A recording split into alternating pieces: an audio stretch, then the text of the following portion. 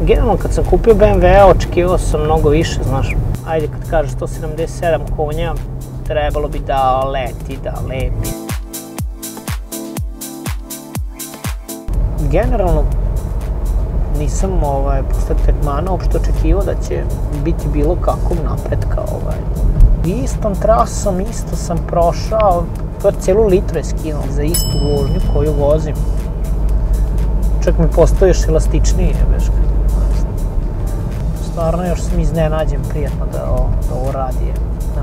Prvo sam bio skeptičan potpuno, s obzirom da je ovo je govno od BMW-a, ništa, tromo sokoćalo, a on hoće i da povuče, i da na niskom obrtaju skoči, i da krene.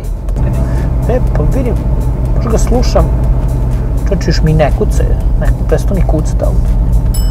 Do sad mi kuca tu na 1800, 2000, još mi ne kuca, presto kucati, ali opet elastičniji mi je na gasu.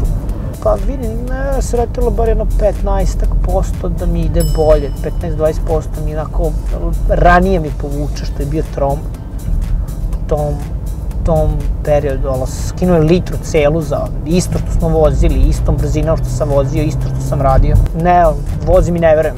Za ovo što sam prošao sam imao 8,5, 8,4, sad imam 7,4 za istu rutu, isto sve. Čudo Božje.